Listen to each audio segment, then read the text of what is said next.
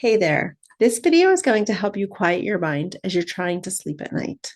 If you toss and turn each night trying to quiet your racing mind so that you can get the sleep you need and want, but it just isn't working, I'm offering you some ways to finally stop those worries and thoughts from interfering with your slumber. Hi, I'm Onnie Michalsky, the owner of Moms Without Capes, and I'm a licensed therapist and a life and wellness coach for moms. The main modality I work under is cognitive behavioral therapy and cognitive behavioral coaching. And what I'm going to teach you in this video has helped many of my clients improve their sleep, manage their insomnia, and have much better days as a result. If you have any questions, please feel free to reach out to me during this summit or via email at Onnie@momswithoutcapes.com. At the end of today's video, I'm going to share with you how you can further set yourself up for a great night's sleep by enrolling in a full course I developed, as I believe that sleep is a cornerstone of self-care. So we all know that sleep is super important, right? It increases our productivity. It helps us have a better mood. It helps us have some higher executive functioning. It helps us make better decisions, be able to focus and concentrate. Our reaction speed is, affected if we don't get enough sleep. There's so many things that are affected during the day because of whether or not we have or get a good night's sleep. It also can affect us physically, as far as it's been shown that when you're not getting the quantity and the quality of sleep that you need, that you're a higher risk of developing certain diseases. It lowers your immunity, or it lowers your immune system or its ability to be able to fight off diseases. And it also has a profound effect on our mental health, right? Our moods, our thoughts, our perception are all directly affected when depending if we get a good night's sleep or a poor night's sleep. So today's video is all about addressing the worries that come to us the minute our head hits the pillow.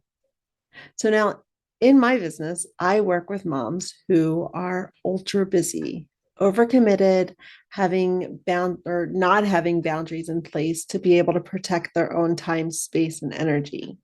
And so the reason I started studying about sleep and specifically how to deal with sleep worries is because the moms that I work with tend to be so exhausted at the end of the day, yet toss and turn or wake up during the night and cannot quiet their mind because of all of the things that are going on in their life. And it's almost as if our heads hit the pillow and our mind says, all right, now it is time to solve the world's problems. And then there we are, lying awake for hours at a time, just staring at the ceiling. You might be playing on your phone, might just be kind of watching the clock. And all of these thoughts are swirling around in your mind, and you struggle to quiet them down so that you can get the sleep. So there's typically three main things that we worry about. And the first one are these everyday things. So for example, did I remember to put the permission slip in my kid's backpack? Did are there still going to be spaces in the summer camp that I want to sign my kid up for? I forgot to tell my husband that, his boss called. All of these things, these that are happening every day, we are, tossing and turning, trying to get out of our mind, but yet they continue to race through it. The second main worry that we have is we actually start worrying about getting to sleep. Like, I'm not going to be able to sleep because I had a nap today. I'm not going to be able to sleep because I had a cup of coffee this afternoon, right? Like, so the actual act of getting to sleep we start worrying about. And then finally, we start worrying about the consequences of insufficient sleep. What's going to happen? The what ifs. What's going to happen because I'm not getting the amount of sleep? This is something that if you're a clock watcher, you might start doing the math and calculating how many more hours you have left to sleep. On my alarm, it tells you, I think on most phones, it tells you, because I use the alarm on my phone, it'll say, 6 hours and 53 minutes until your alarm goes off, right? And I find that even if it's less than 7 hours, like I automatically start worrying about, oh my gosh, I'm never going to be able to function tomorrow. It's going to affect my entire day, right? And these worries can really keep you up at night, literally. So, why do we worry? Why are these thoughts keeping us up at night? And like I said, it's like our mind saying, now's the time to solve the world's problems. But here's the thing, if you're so busy during the day that you don't give time for yourself to actually think about your thoughts, to actually address the worries, then it's inevitable that you're going to be up at night thinking about it. Because if that's the only time that you're giving yourself to slow down, your mind has to process what's going on for our survival. Like we're hardwired to think about and problem solve and figure things out so that we can get better, so that we can survive, right? So if you're not giving yourself that time during the day, it's going to happen at the times that it's going to happen regardless. It's inevitable. So in order to take back your power, and in order to have more control and be able to get that sleep that you need, it is essential that you make time during the day to actually worry, or in other words, think or problem solve or process what's going on in your life. So one of the best ways to deal with your worries is to understand them. But it's hard when you are exhausted, when you're lying in bed, to actually understand them at that point. So one of the things that I've always encouraged my clients to do, and that they found as being helpful, is to set aside time during the day to understand your worries, to actually think about what you think, to think about your thoughts. Um, I have a form that I'm going to give you, the free download, which I would love for you to go grab. It's at momswithoutcapes.com/summit. And in that download, it's a thought log, right? It's going to help you address those sleep worries. But in the meantime, this is something that I suggest that you do. You keep a piece of paper and a pen next to your bed. I don't want you up all night writing, but I do want you to get at what are those thoughts that you're having? What are those things? What are those thoughts that are racing through your mind? What are you worrying about? And maybe put some keywords on that piece of paper. You don't even have to make full sentences, but just enough so that it'll jog your memory the next day and it'll let you come back to that worry. And so keeping that pen and paper by your bedside and just writing down some keywords, and then setting aside time during the day, not longer than 20 minutes, but setting alongside some time when you are in your best mind to worry. And now this sounds like crazy talk, right? Like when I first heard this, when I was doing my training about how to treat insomnia, I was like, what? Like it seems so simple, and it just seems crazy to be able to postpone your worries until the next day. But it's actually been shown as an effective tool to be able to postpone, again, not longer than 20 minutes, set aside time when you're at your best self, not 20 minutes, not like 5 minutes before you go to sleep. But maybe if you're a morning person, do it maybe 9 a.m. or 10 a.m. and set aside 20 minutes with your piece of paper and actually problem solve. Now, the download that I'm giving to you, that's going to help you keep that organized so that you can work through the process. So I definitely encourage you to download that. But we're going to go through and we're going to see, what is that activating event? What is the situation or the event that's happening? So for example, if you're lying in bed thinking of the meeting that you have the next day, like for work with a potential client, and you're wondering what, all of the thoughts, and this is just the situation that's happening. The belief, what do you think is going to happen? I need to land this client. She could hate me. I'm going to forget to say something important. I'm not good at this job. I'm not a good salesperson, right? All of these thoughts. And I'm not saying that they're rational or that they're true. And that's why you are creating this time the next day to actually dispute, which is going to be our fourth step. So I'm getting ahead of myself, but let's backtrack. I want you just to think, this is the next day. You're lying in bed thinking about the client, right? The belief is all of those things, the what ifs. What do you think is going to happen? The third one is the consequence. How are you feeling because of all these thoughts? Your feelings are coming directly from your thought. Are you feeling worried, discouraged, disappointed? And on a scale of 1 to 10, how intense is that feeling? It might be creating a lot of anxiety for you because it's keeping you up, right? So clearly it's creating some angst in you. And so you may rank that as an 8. Okay. So the aim here is we're not going to go for like a -8, right? We're not going to go from 8 to 0. At this point, we might actually just get down to a 4, right? We might be aiming for just to feel less negative, less of that emotion, or less like negative part of that emotion. So then the final step is to dispute it. Are there alternative outcomes? Like, what evidence exists that can counteract that thought you're having? So the worst case scenario, right, is that you don't land the client. But then you can remind yourself, you can go through that evidence that says, sure, that's possible, but is that probable? Because likely you've reviewed your slides, or your notes or whatever.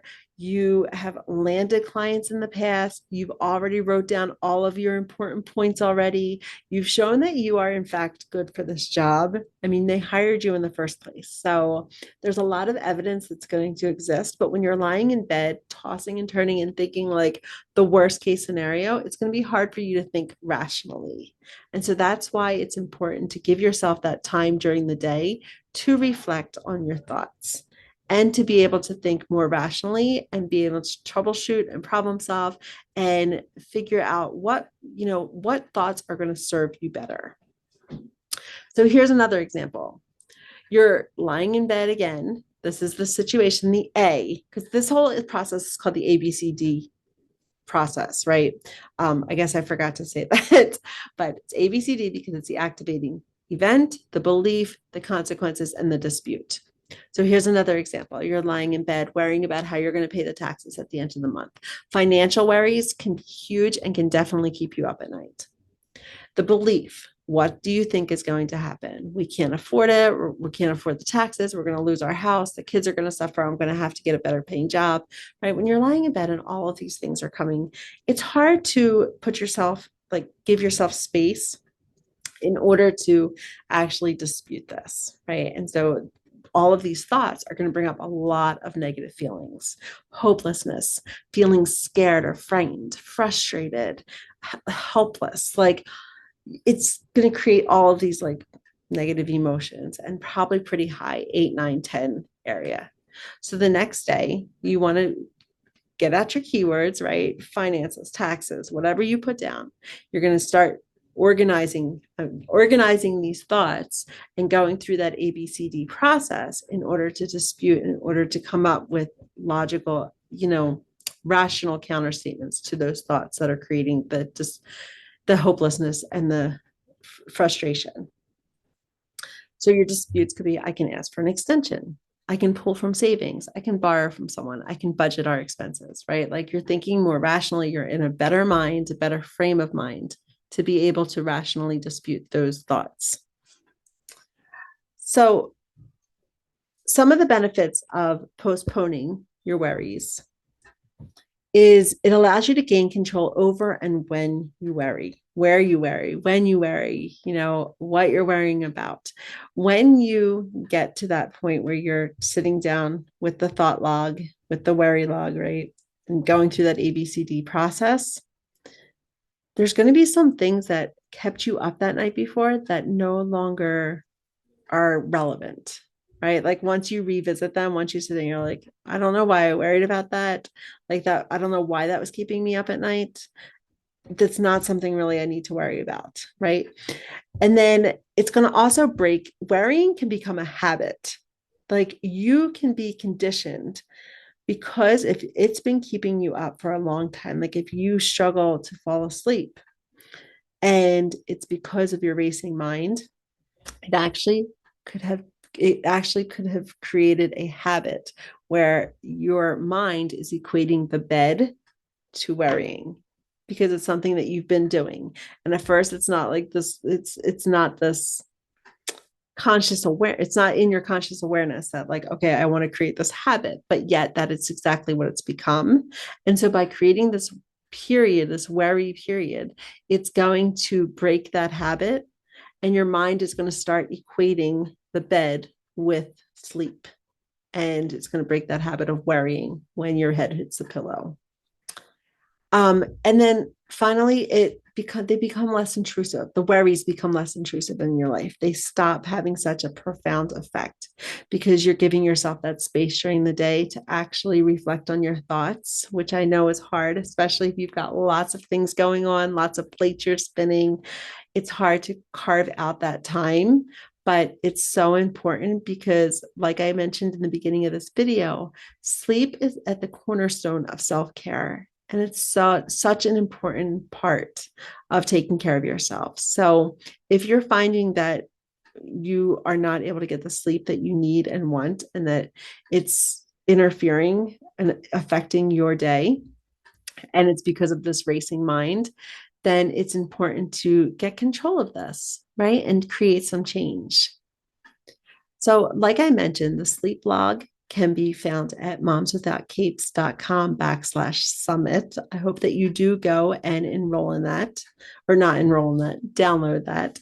But I also have an opportunity that I am offering you today because you are part of the summit and you watched this video, that if you are struggling with sleep, and maybe it's more than just the sleep worries, more than just, having that racing mind. If you're struggling to stay asleep or fall asleep, or if you've tried all the tricks for improving your sleep and you just haven't had success, right? You feel like you're all over the place, like you just struggle to fall asleep, or you're waking up in the middle of the night and it's just hard for you to get back to sleep. You're feeling restless. You're feeling like, even though you're feeling exhausted, like you just can't get yourself to sleep within like 5-10 minutes of hitting the bed, then you might benefit from taking my Sleep Matters course, which is a go at your own speed. It's a lot of information, but it's also it's very action oriented for things that you can do in order to get better habits in place, take care of your sleep hygiene, making sure that you are reconditioning your mind to equate the bed with sleep. So all of these things are covered in the Sleep Matters course. And because you are part of the summit, I'm offering you 40% off of the cost of it, which is an amazing savings. And all you have to do is use code SUMMIT40 at checkout. And it's at momswithoutcapes.com/summit. And all of the information will be there, as well as the code. And I hope that you do take advantage of this, especially if you are struggling, or maybe pass it on if you know somebody else is struggling with sleep. But it's specifically for moms, so make sure they're a mom.